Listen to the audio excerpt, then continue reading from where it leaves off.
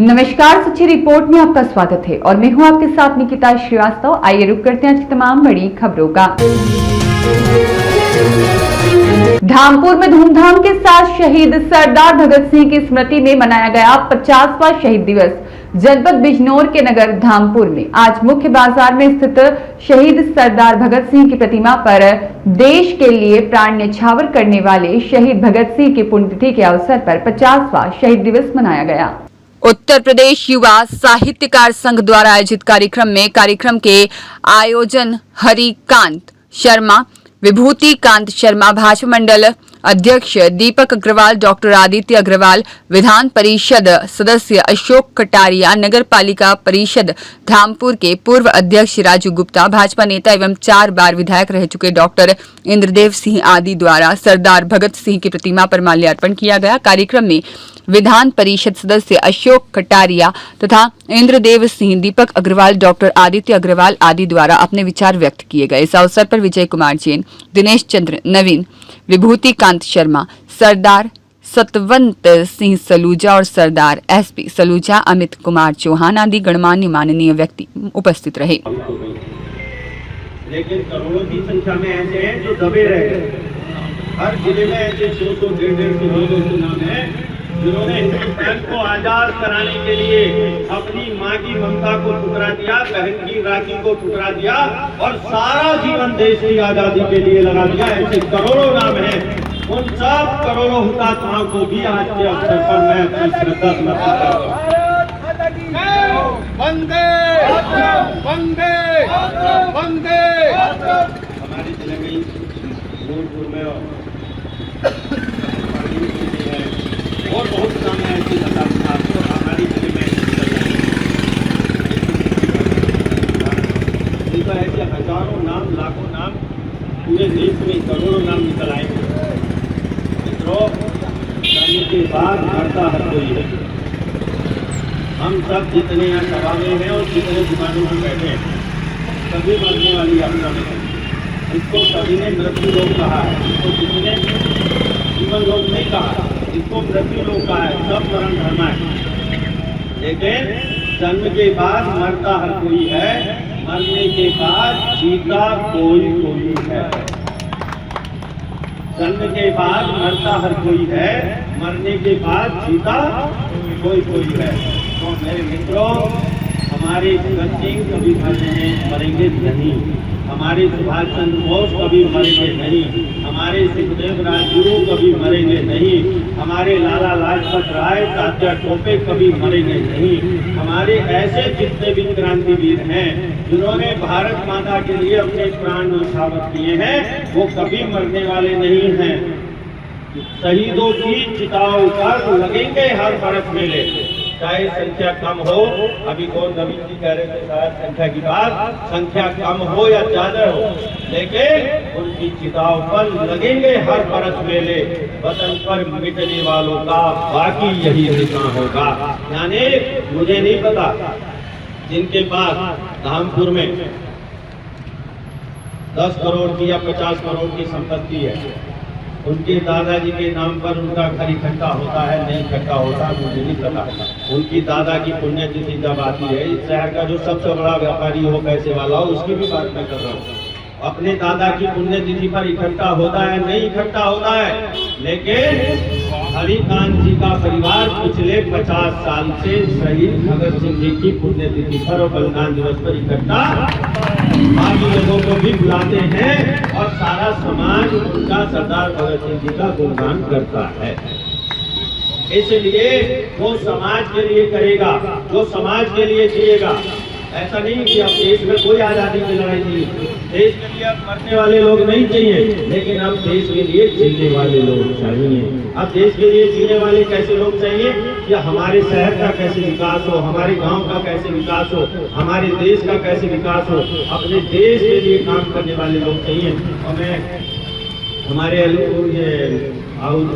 सलूजा जी बैठे हैं, मैं इन लोगों से भी निवेदन करता हूँ कि पंजाबी कॉलोनी में भी एक आयोजन हर साल ऐसा इस बार प्लान कर लीजिए। आप लोगों को करना ही चाहिए। जैसे गुरु पर्व हम मनाते हैं वैसे ही सारे शहर को बुलाकर सरदार भगत सिंह जी के नाम पर आयोजन होना ही चाहिए, किसी चीज की कोई कमी नहीं है। आप एक बड़ा अच्छा सक्रिय आयोजन करेंगे और देखिए वर्तमान यही रहता है, अब अतीत का क्या होता है और भविष्य का क्या होता है कुछ पता नहीं। हम जो वर्तमान में कर जाते हैं वही लोगों की निगाहों में और उनमें रहता है। इसलिए आप सब लोग सरदार भगत सिंह जी का यहाँ बलिदान दिवस मना रहे हैं। आप जो समय निकाल कर आए हैं मैं उनको भी हृदय से कृतज्ञता व्यक्त करता हूँ।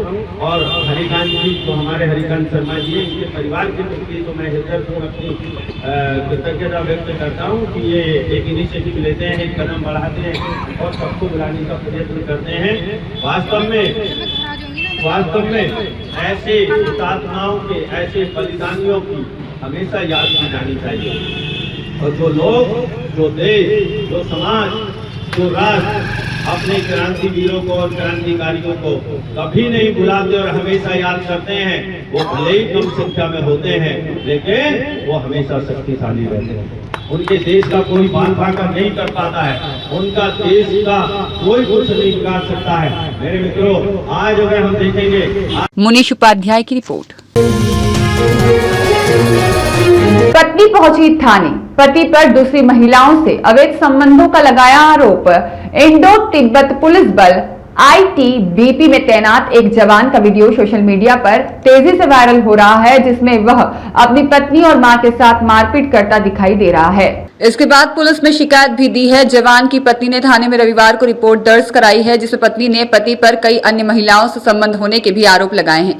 भगत की कोठी थाने में सरस्वती नगर मधुबन वासनी निवास रेखा कंवर ने रिपोर्ट दर्ज कराई है। उसने बताया है कि उसका पति जय सिंह देवड़ा इंडो तिब्बत पुलिस बल ITBP में कार्यरत है और उनकी शादी 17 साल पहले हुई थी और उनके 3 संतानें हैं। रिपोर्ट में रेखा कंवर ने आरोप लगाया है कि उनके पति के कई अन्य महिलाओं से अवैध संबंध है। जब भी वह नौकरी से छुट्टी लेकर घर आता है तो इसके बारे में पूछने पर मारपीट करता है। वहीं खर्चा पानी भी देना बंद कर दिया है, जिससे बच्चों के पालन पोषण में काफी दिक्कतों का सामना करना पड़ रहा है।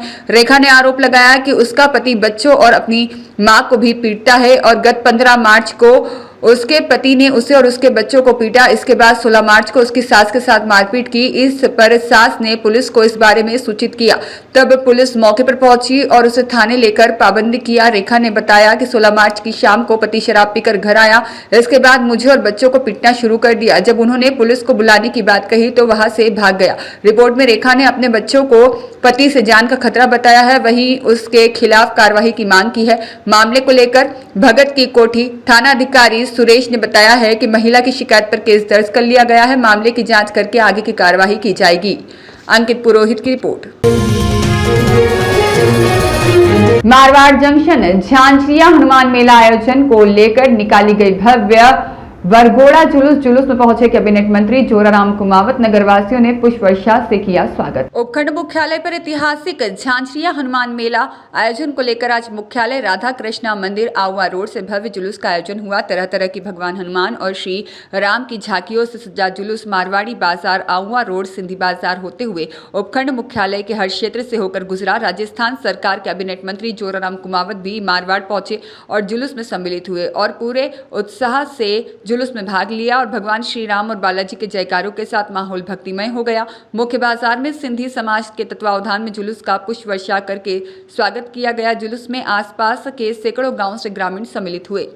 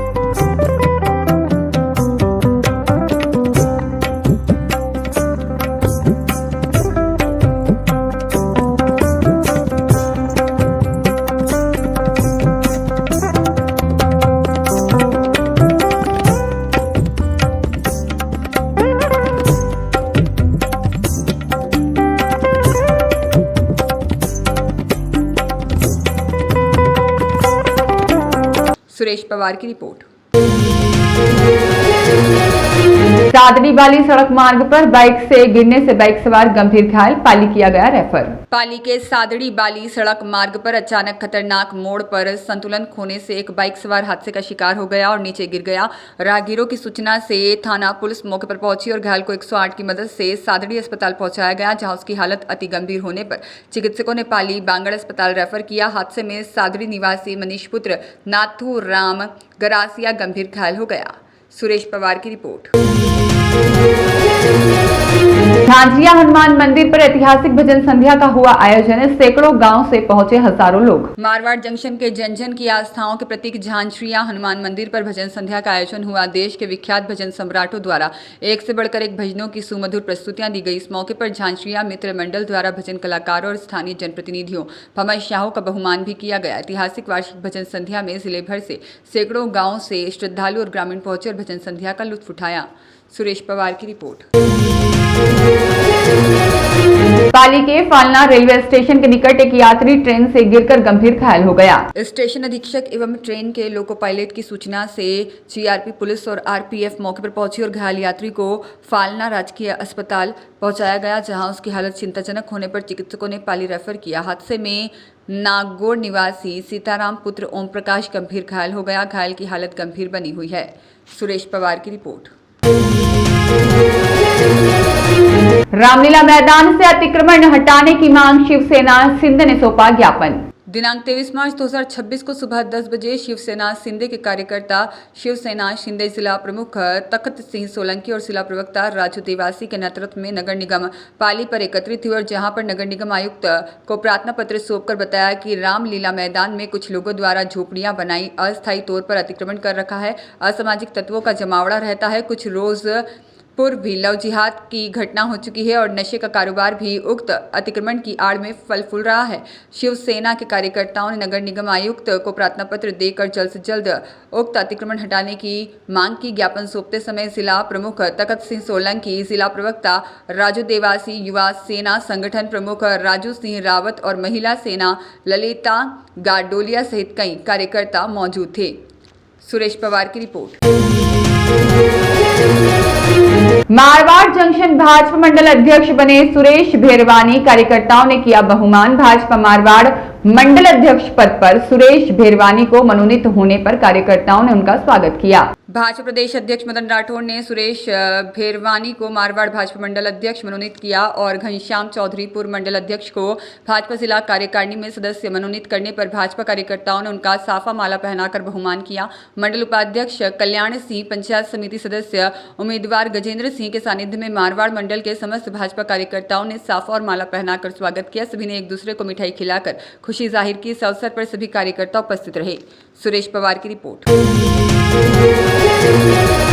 श्री जैन श्वेतांबर तेरापंथ महाविद्यालय राणावास पर शहीद और जल दिवस का हुआ आयोजन। श्री जैन श्वेतांबर तेरापंथी मानव हितकारी संघ राणावास में आज प्राचार्य डॉक्टर जब्बर सिंह राजपुरोहित और बीएड महाविद्यालय प्राचार्य डॉक्टर शिवदयाल देवड़ा के निर्देशन में शहीद दिवस और जल दिवस का आयोजन किया गया। कार्यक्रम की शुरुआत संस्था निदेशक डॉक्टर जब्बर सिंह राजपुरोहित, महाविद्यालय प्राचार्य डॉक्टर शिवदयाल देवड़ा, ITI प्राचार्य खुशहाल जोशी, फार्मेसी प्राचार्य भावेश दवे और SGT उप प्राचार्य ओम सिंह राठौर, नेपाल सिंह राठौर के द्वारा दीप प्रज्वलन करके सरस्वती वंदना के साथ की गई। कार्यक्रम का मंच संचालन बीएड प्रथम वर्ष की छात्राध्यापिका शोभा राजपुरोहित, दिया दाधिच और सुगना और अंशु के द्वारा किया गया और छात्राध्यापिकाओं ने कार्यक्रम में अति उत्साहपूर्वक हिस्सा लिया। डॉक्टर शिवदयाल देवड़ा ने जल की महत्ता समझाते हुए कहा कि जल का मितव्ययता से उपयोग करना चाहिए। संस्था निदेशक डॉक्टर जब्बर सिंह राजपुरोहित ने प्राकृतिक संसाधनों का महत्व समझाते हुए उनके संरक्षण की बात कही। नेपाल सिंह राठौर ने सुखदेव भगत सिंह राजगुरु के जीवन चरित्र पर प्रकाश डालते हुए आवा ठाकुर, कुशाल सिंह चंपावत के बलिदान के बारे में बताया। कार्यक्रम में समस्त स्टाफ सदस्य उपस्थित रहे। सुरेश पवार की रिपोर्ट। राष्ट्र गौरव के बोध की झांकियां होगी आकर्षण का केंद्र। शोभा यात्रा में कश्मीर से कन्याकुमारी तक की हिंदू संस्कृति झलकेगी। रामनवमी महोत्सव समिति की ओर से विराट शोभा यात्रा निकाली जाएगी। दुर्गा वाहिनी की युवतियों सहित 30 अखाड़े और संतों का सानिध्य मिलेगा। विश्व हिंदू परिषद महानगर संचालित रामनवमी महोत्सव समिति द्वारा इस बार 26 मार्च गुरुवार को रामनवमी की विराट शोभा यात्रा घंटाघर से निकाली जाएगी, जो सिरे बाजार होते हुए जालोरी गेट, गोल बिल्डिंग, बी रोड होते हुए सरदारपुरा के सत्संग भवन पर संपन्न होगी। कार्यक्रम की भव्यता और योजना को लेकर सोमवार दोपहर महोत्सव समिति की प्रेस वार्ता निजी होटल में समिति अध्यक्ष अर्जुन सिंह उचियाड़ा, विहिप प्रांत अध्यक्ष डॉक्टर राम गोयल और रामनवमी ट्रस्ट के अध्यक्ष राम प्रताप अग्रवाल के द्वारा की गई। पत्रकारों को जानकारी देते हुए प्रांत अध्यक्ष डॉक्टर राम गोयल ने बताया कि यह वर्ष संघ का शताब्दी वर्ष होने से शोभा यात्रा के लिए महत्वपूर्ण होगा। पंच परिवर्तन से राष्ट्र निर्माण के संघ ध्येय को ध्यान में रखते हुए समाज के मन तक पंच परिवर्तन के विषय को ले जाने और दैनिक जीवन में उतारने के उद्देश्य से झांकियां मुख्यतः होगी। सामाजिक समरसता, नागरिक कर्तव्य, पर्यावरण संरक्षण, कुटुंब प्रबोधन सहित विषय आधारित सजीव पात्र झांकियों में होंगे। साथ ही संघ के व्यक्ति निर्माण के 100 वर्षों के सफर, उपलब्धियां, राह की रुकावटें और उनसे फिर उभरकर कमल की तरह खिलने वाले अनुभवी पल भी देखने को मिलेंगे। राष्ट्रीय गौरव का बोध कराती देशभक्ति से ओतप्रोत महापुरुषों की झांकियां होंगी, जो समाज को राष्ट्रीयता, एकता, अखंडता का संदेश देगी। हर भारतीय का गौरव, सेना के शौर्य पराक्रम को दर्शाती ऑपरेशन सिंदूर की थीम भी देखने को मिलेगी। इसके साथ ही इस बार भारतीय सेना में मारवाड़ का योगदान, जवानों का बलिदान भी नई पीढ़ी को दिखाया जाएगा। समिति अध्यक्ष अर्जुन सिंह ने शोभा यात्रा की जानकारी देते हुए बताया कि कश्मीर से कन्याकुमारी तक की हिंदू संस्कृति की झलक इस बार जोधपुर में देखने को मिलेगी। कश्मीर की संस्कृति में ज्ञान कला का अनूठा संगम, शिव दर्शन की झलक होगी और जिसमें शिव और शक्ति पूजक परंपरा दिखाई जाएगी। वहीं महाराष्ट्र के कलाकारों द्वारा प्रस्तुत तुलजा भवानी अपने गण और वादकों के साथ होंगे, जो कि आकर्षण का केंद्र होंगे। इसी के साथ दक्षिण की संस्कृति को पश्चिम से जोड़ने का सार्थक प्रयास उड़ीसा पुरी के जगन्नाथ, तमिलनाडु के वेंकटेश्वर और रंगनाथ रंगास्वामी, मीनाक्षी मंदिर, तिरुपति बालाजी के साथ 12 ज्योतिर्लिंग, 4 धाम की विशेष झांकियां सहित यहां पर समाहित होगी। नासिक के भगवा ध्वज ढोल वादक का दल, आंध्र प्रदेश का कुचिपुड़ी नृत्य दल और केरला के कलाकारों द्वारा विशेष मेकअप और वेशभूषा पहनकर कथकली और मोहिनी अट्टम नृत्य की प्रस्तुतियां दी जाएगी। ट्रस्ट के अध्यक्ष राम प्रताप अग्रवाल ने बताया कि शोभा यात्रा उद्गम स्थल घंटाघर से बने मंच पर अतिथि का स्वागत अभिनंदन होगा और मारवाड़ के प्रमुख संतों का आशीर्वचन होगा, जिसमें सुरसागर राम द्वारा के महंत डॉक्टर राम प्रसाद महाराज, विहिप मार्गदर्शन मंडल के सदस्य संत अमृत राम महाराज और पश्चिम पीठाधीश्वर जगत गुरु रामानंदाचार्य, वेदही वल्लभाचार्य, सेनाचार्य अचलानंद गिरी, शातेश्वर महाराज और हरिराम शास्त्री सहित संतों का सानिध्य मिलेगा। ठीक 12 बजे प्रभु रामलला का प्रगट उत्सव शंख, घंटाल और ढप, झांझ, मंजीरे सहित वाद्य यंत्र की झनकार के साथ धूमधाम से मनाया जाएगा। गणमान्य लोगों द्वारा विशेष राम रथ में विराजित भगवान राम दरबार का पूजन कर विधिवत कार्यक्रम शुरू होगा। शोभा यात्रा की शुरुआत में 4 युवतियों के जगदम्बा स्वरूपा दुर्गा वाहिनी के साथ 30 अखाड़े हेरतअंगेज करतब दिखाते हुए चलेंगे और सभी प्रखंडों से 45 से अधिक भगवा रैली शामिल होंगी, जिसमें हजारों कार्यकर्ता भगवा ध्वज पताकाओं के साथ हिस्सा लेंगे।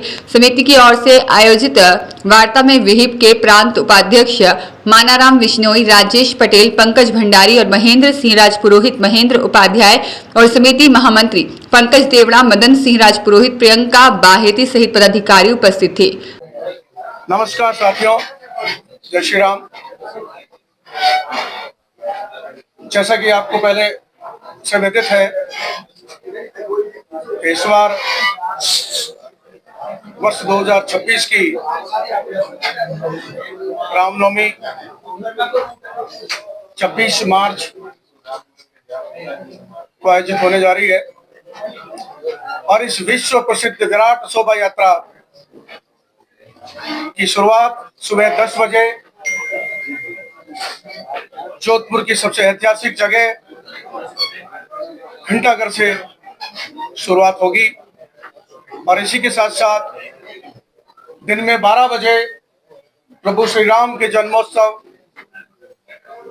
प्राकट्य दिवस का आयोजन होगा और उस समय मारवाड़ के सम्मानित संतगण, सम्मानित वरिष्ठ जन और हम सब कार्यकर्ता राष्ट्रीय स्वयंसेवक संघ से, विश्व हिंदू परिषद से, भारतीय जनता पार्टी से और शहर और मारवाड़ के जन जन से, घर घर से राम भक्त उसमें सम्मिलित होने जा रहा है। इसी शोभा यात्रा की शुरुआत घंटाघर से शुरू करते हुए आगे की तरफ सिरे बाजार से होती हुई जालोरी गेट, गोल बिल्डिंग, बी रोड और सदापुरा सत्संग भवन की तरह सदा की तरह संपन्न होगी। और यही मार्ग जो है हमेशा की तरह हमने निश्चित भी रखा है और यही हमने शासन प्रशासन को भी यही मार्ग बताया है कि यहाँ से शुरू होगी और यहाँ पे जाके संपन्न होगी। इसी कड़ी में जैसे पहले बताया था, झांकियां का बहुत उत्साह है, पूरे शहर में बहुत उत्साह है। बहुत सारी झांकियों का रजिस्ट्रेशन हमारे पास मिला, लेकिन हमने फिर भी उसमें से बहुत कम करने का प्रयास किया है क्योंकि समय कम रहता है।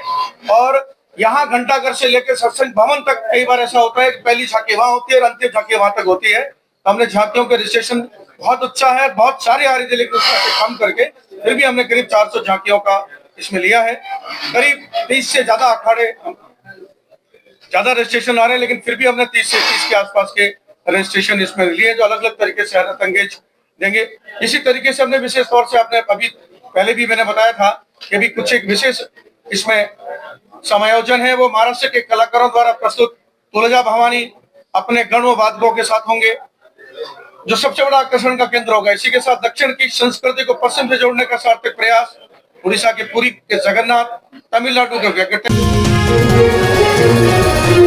जोधपुर में सैकड़ों पत्रकारों का प्रदर्शन, वरिष्ठ पत्रकार उपेंद्र सिंह राठौर के समर्थन में सौंपा ज्ञापन, निष्पक्ष जांच की गई मांग।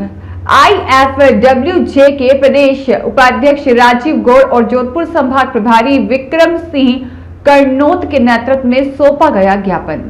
IFWJ Indian federation working journalist के राष्ट्रीय उपाध्यक्ष और प्रदेश अध्यक्ष पत्रकार उपेंद्र सिंह के जैसलमेर स्थित प्रतिष्ठान पर एक तरफा कार्रवाई किए जाने के चलते जैसलमेर जिला कलेक्टर के खिलाफ पूरे मामले की जांच करने के लिए जोधपुर के कार्यवाहक संभाग के आयुक्त गौरव अग्रवाल को मुख्यमंत्री भूषणलाल शर्मा के नाम विभिन्न पत्रकार संगठनों के प्रतिनिधियों और पत्रकारों ने ज्ञापन सौंपकर निष्पक्ष जांच की मांग की है। जोधपुर में वरिष्ठ पत्रकार उपेंद्र सिंह राठौर के समर्थन में विभिन्न पत्रकार संगठनों ने एकजुट होकर संभागीय आयुक्त गौरव अग्रवाल के माध्यम से मुख्यमंत्री के नाम ज्ञापन सौंपा। सैकड़ों की संख्या में मौजूद पत्रकारों ने जैसलमेर कलेक्टर की कार्यशैली पर गंभीर सवाल उठाते हुए पूरे प्रकरण की निष्पक्ष और उच्च स्तरीय जांच की मांग की। साथ ही कलेक्टर के खिलाफ आवश्यक कार्रवाई करते हुए उन्हें निलंबित करने की भी मांग प्रमुख रूप से रखी गई। ज्ञापन में बताया गया कि उपेंद्र सिंह राठौर पिछले लगभग 22 वर्षों से जैसलमेर में विधिवत अनुमति के साथ स्वाद रेस्टोरेंट का संचालन कर रहे थे। उन्होंने अपने निजी खर्च पर व्यवसाय विकसित किया और नियमित रूप से सभी देयकों का भुगतान भी किया। इसके बावजूद नवंबर 2025 में बिना किसी लिखित आदेश के केवल मौखिक रूप से 3 दिन में रेस्टोरेंट खाली करने के निर्देश दिए गए, जिसे पत्रकार संगठन ने पूरी तरह मनमाना और असंवैधानिक बताया। न्यायालय के आदेश के बावजूद जारी कार्यवाही ज्ञापन के अनुसार न्यायालय से स्थगन आदेश मिलने के बाद भी प्रशासनिक दबाव और कार्यवाही का सिलसिला नहीं रुका। 23 दिसंबर को प्रशासन द्वारा गैस सिलेंडर जब्त करना, किचन सील करना, लाइसेंस नवीनीकरण रोकना और ग्राहकों को हतोत्साहित करने जैसी कार्यवाही की गई। इसके बाद 18 फरवरी को सीजिंग और फिर 17 मार्च को भारी पुलिस बल की मौजूदगी में रेस्टोरेंट के पीछे की दीवार तोड़कर जेसीबी मशीनों से पूरे ढांचे को ध्वस्त कर दिया गया, जिससे करीब 1.25 करोड़ रुपए का नुकसान हुआ।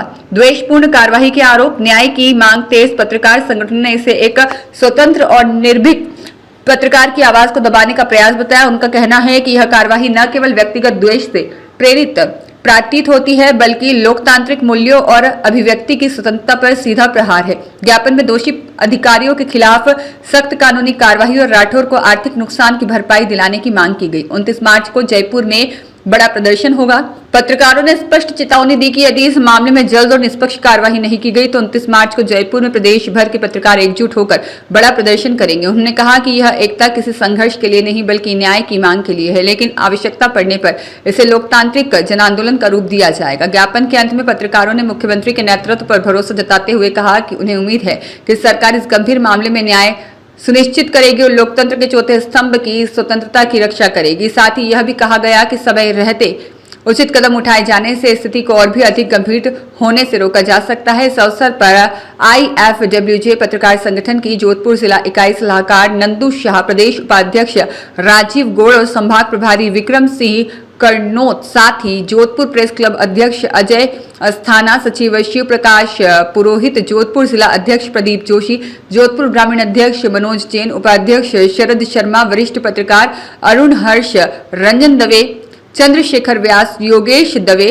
और ललित सिंह, इम्तियाज खान, समीर, आशीष पुरोहित, जितेंद्र डूडी, करणपुरी, लक्षित दवे, लक्ष्मण मोतीवाल और मुकेश श्रीमाली, जितेंद्र पुरोहित, पुनीत माथुर, सुमित ईश्वर सिंह, बाबू राम, मनीष दाधिच, नरेंद्र सिरोही से हमीर सिंह राव, हेमंत अग्रवाल, कुंदन मलराठी और महेंद्र माली, नारायण लाल माली और जगदीश कुमार सहित बड़ी संख्या में पत्रकार मौजूद रहे। चौथे स्तंभ कहलाते हैं। बस इस तरह की जब एक तरफा कार्रवाई आती है तो हमें पत्रकार होने पर दुख होता है। कम से कम जमीनी स्तर पर जांच करा लेते, कम से कम कोई कारण बता देते। ये जो अन्यायपूर्ण कार्रवाई और एक तरफा कार्रवाई न्यायालय में, संविधान में, नियम में, कायदे में हमेशा दूसरे पक्ष को सुनने की एक प्रवृत्ति, सिस्टम, कायदे बने हुए हैं। हम भी जब कोई खबर करते हैं तो हमेशा दूसरा पक्ष जरूर पूछते हैं जिससे कि हम पे उंगली नहीं उठेगी, क्योंकि हम समाज का प्रमुख अंग है जिन पर पूरा देश विश्वास करता है। और ऐसे में यदि पत्रकारों के हितों को लेकर के इस तरह का जो उदाहरण आएगा तो आगे पत्रकार आजीविका के लिए एक्स्ट्रा, क्योंकि केवल हम चैनल की बात करें, अगर समाचार पत्र की बात करें, उससे घर नहीं चलता है। समय बदल चुका है, खर्चे बहुत अधिक है, महंगाई बहुत अधिक है। ऐसे में यदि कोई व्यक्ति अपने पुश्तैनी जायदाद के माध्यम से या लोन लेकर के वो कामकाज करता है और उसको इस तरह कुठाराघात होता है, कम से कम हम जब इतना मान सम्मान सबको देते हैं, मीडिया ही सबसे बड़ा एक न्यायपालिका के बाद में वो साधन है, वो सिस्टम है, वो अंग है जो सबको जब मान सम्मान का ध्यान रखता है, न्यायपालिका को। और जब प्रशासनिक क्षेत्र की बात करें, हम जब सबको रिस्पेक्ट देते हैं तो हमारे आत्मसम्मान को ठेस पहुंचाने का अधिकार किसी को भी नहीं है। आज ज्ञापन देने के बाद में अगर मामला निकलता, मैं निवेदन करूंगा कि इसको हम लोग एक याचिका संगठन की ओर से भी जाए, व्यक्तिगत तौर पर जाए, क्योंकि ये आज इनके साथ हुआ है, अगर आपके साथ हो सकता है। हर व्यक्ति को आपस में ये जो एकता का वक्त है, कम से कम हम अपने परिवार के जो सदस्य उनकी तो नजर मिला सके, नहीं मिला पा रहे। तकलीफ ये कि हम दुनिया के लिए दौड़ते हैं, सरकार बनती है हमारे रिपोर्टिंग से, हम साफ सुथरी रिपोर्टिंग करते हैं, पत्रकारिता का ध्यान रखते हैं, कायदों का ध्यान रखते हैं कि कहीं पक्षपात नहीं हो जाए। चुनाव आयोग तक हम लोगों को तारीफ करता है, ये प्रशासन तारीफ करता है, ये सरकार तारीफ करती है। ऐसे में जो हमारे काम करते हैं तो नियम कायदे कहा जाते हैं, कायदे हो ये हो। मैं तो निवेदन ये करना चाहूंगा, सारी तरह की जांच करा लो, अगर कहीं गलती में पाए जाते हैं तो हम सजा भुगतने को तैयार है, लेकिन एक तरफा कार्रवाई नहीं, सारे पक्षों को सुन के समझ करके विधि विधान से नियम अनुसार कार्रवाई की जानी चाहिए। ये जो घटना हुई है उसकी मैं कड़े शब्दों में निंदा करता हूँ। धन्यवाद। धार्मिक नगरी सूर्यनगरी में गणगौर का त्योहार उत्साह, परंपरा और खुशी के साथ मनाया गया। यहाँ सुहागिन महिलाओं ने गणगौर तीज का व्रत रखा और सुहाग की लंबी उम्र की कामना के लिए पूजा अर्चना की। गीतों के साथ हाथों पर मेहंदी सजाई गई। इस दौरान शहर में शाम को 16 श्रृंगार के साथ गवर माता की सवारी शोभा यात्रा निकाली गई, जिससे पहले भीतरी शहर में तीजड़ियों की टोली गाजे बाजे के साथ जलाशयों पर जल भरकर पूजा स्थल पर लाई और गवर ईसर को अर्पित किया। इस दौरान तीजड़ियों ने सज धज कर 16 श्रृंगार की और साफा भी बांधा और गुलाब सागर, रणीसर, पदमसर आदि जलाशय पर तीजड़ियों की टोली की रेलम पेल नजर आई। अपने सुहाग की रक्षा की कामना के लिए हर साल मनाया जाने वाला गणगौर का त्योहार इस बार भी मारवाड़ में हर्षोल्लास के साथ मनाया गया। सुहागिन महिलाओं ने अपने सुहाग की रक्षा के लिए पूजा अर्चना की। सुखी वैवाहिक जीवन और परिवार में वैभव की कामना को लेकर गणगौरी तीज पर शंकर पार्वती के प्रतीक ईसर गवर का विशेष पूजन किया गया। गवर पूजन स्थलों पर तीजड़ियों ने गोर गोर गोमती ईसर पूजे पार्वती गाकर गवर ईसर का पूजन किया और पारंपरिक गीत प्रस्तुत किए। वहीं इससे पूर्व तीजड़ियां समूह के रूप में मंगल गीत गाते हुए गाजे बाजों के साथ पवित्र जलाशय पहुंची। रंग बिरंगे परिधानों में सजी धजी तीजड़ियों में खास उत्साह नजर आया। 16 श्रृंगार के साथ गवर माता की सवारी और शोभा यात्रा शाम को निकाली गई। गणगौर समिति की ओर से निकाली गई शोभा यात्रा के लिए पार्वती रूपी गवर माता को विशेष रूप से स्वर्णाभूषणों से सजाया गया। शोभा यात्रा राखी हाउस से शुरू होकर सिरे बाजार, पुगल पाड़ा, कबूतरों का चौक और नरसिंह थड़ा होकर जालोरी बारी, जालोरी गेट से निकाली गई। यहां से पुष्टिकर स्कूल, कांडा, फलसा और आड़ा बाजार, कुम्हारिया कुआं, सराफा बाजार, मिर्ची बाजार, सिटी पुलिस थाना, कटला बाजार होते हुए घंटाघर प्राणगढ़ पहुंची। शोभा यात्रा में गवर माता को सोने के आभूषणों सहित करीब 1.5 लाख रुपए की पोशाक धारण कराई गई। गवर माता को विराजित करने के लिए खिवाड़ा से विशेष चांदी की कारीगरी वाला रथ मंगवाया गया, जिसमें आगे 2 चांदी के हाथी, दोनों तरफ सिंह के मुख और बालाजी की तस्वीर विराजित थी। गवर माता अगले 7 दिनों तक पीहर में रहेगी और 27 मार्च को भोलावणी के दिन वापस ससुराल लौटेगी। उस दिन भी शोभा यात्रा निकाली जाएगी। 16 दिन लगातार चलता है पूजन। बता दें कि माता गणगौर की पूजा चैत्र कृष्ण प्रथम यानी धुलंडी से शुरू होकर चैत्र शुक्ल तृतीया यानी तीसरे नवरात्र को पूरी होती है। यह 16 दिन तक चलने वाला गणगौर पूजन यूं तो राजस्थान का मुख्य पर्व है, लेकिन उत्तर प्रदेश, मध्य प्रदेश, हरियाणा और गुजरात के कुछ इलाकों में भी यह त्योहार मनाया जाता है। गणगौर को गौरी तृतीया भी कहते हैं। अखंड सौभाग्य के लिए मनाया जाने वाला गणगौर पर्व मनाने के लिए कुंवारी लड़कियां और सुहागिन महिलाएं घर घर से गणगौर यानी शिव पार्वती की पूजा करती है और इसमें ईसर और गौर यानी शिव पार्वती की मिट्टी की मूर्ति बनाकर 16 श्रृंगार कर सजाया जाता है। यह पूजा 16 दिन तक लगातार चलती है। तिजड़ियों का समूह उद्यापन जोधपुर शहर माहेश्वरी महिला मंडल पश्चिम क्षेत्र द्वारा हर वर्ष की भांति 40 तिजड़ियों का सामूहिक उद्यापन कार्यक्रम रातानाड़ा स्थित जनोपयोगी माहेश्वरी भवन में श्रद्धापूर्वक और हर्षोल्लास के साथ आयोजित हुआ। सचिव विजय लक्ष्मी भूत्रा ने बताया कि अध्यक्ष अलका जोहरी की अध्यक्षता और समाज सेविका आशा फोफलिया, निवर्तमान अध्यक्ष सुनीता जैसलमेरिया और कोषाध्यक्ष निशा पुंगलिया, उपाध्यक्ष कुमुद भूतड़ा, सह सचिव भारती राठी सहित महिला मंडल की मेजबानी में आयोजित कार्यक्रम के दौरान सुबह तिजड़ियों द्वारा सिर पर लुटिया रख कर गाजे बाजे के साथ में शोभा यात्रा निकाली गई, जिसमें महिलाओं ने नृत्य किया। इसके बाद पंडित द्वारा विधि विधान से गणगौर पूजन कराया गया और गणगौर प्रसादी का आयोजन हुआ। अंकित पुरोहित की रिपोर्ट।